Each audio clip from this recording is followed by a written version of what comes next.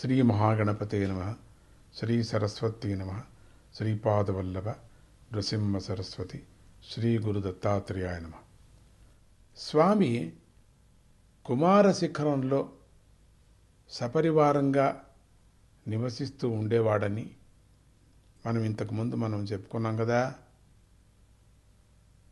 వామదేవుడు తన యొక్క శిష్యులతో ఆ శిఖరానికి వచ్చాడు.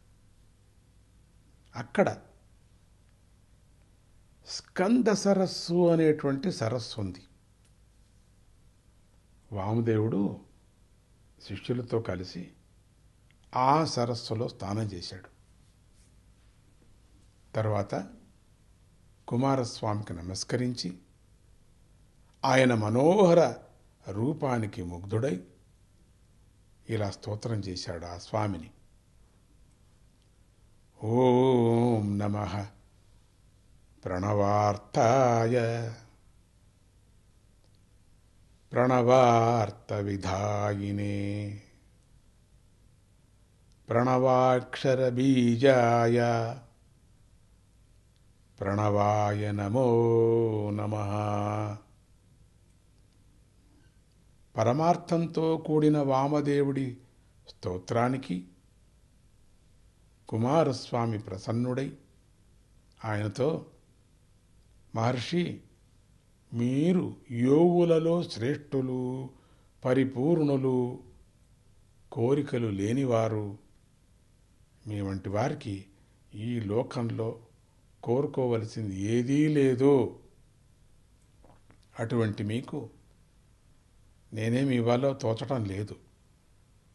నా నుండి ఏదైనా వినాలని ఉంటే లోకాలను అనుగ్రహించటానికై నేను దాన్ని బోధిస్తాను అన్నాడు.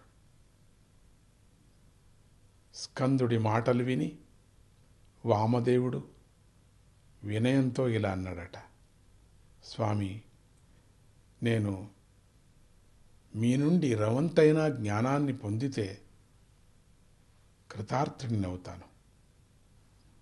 జీవుల సంసార బంధాన్ని తొలగించే పరమాత్మ ఓంకారంతో తెలియబడుతుందని చరాచర సృష్టి ఓంకారవాచ్యమైనటువంటి ఆ పరబ్రహ్మమే అని సనాతనమైన వేదం చెబుతుంది. స్వామి, నా పైన దయతో ఆ పరబ్రహ్మ తత్వాన్ని, ప్రణవార్థాన్ని వివరించు స్వామి అని ప్రార్థించాడు. అప్పుడు సుబ్రహ్మణ్యుడు మనస్సులోనే శివపాదాలను స్మరించి వేదాలలో రహస్యంగా ఉన్నటువంటి మోక్షహేతువైన తత్వాన్ని ఈ విధంగా ఉపదేశించాడు.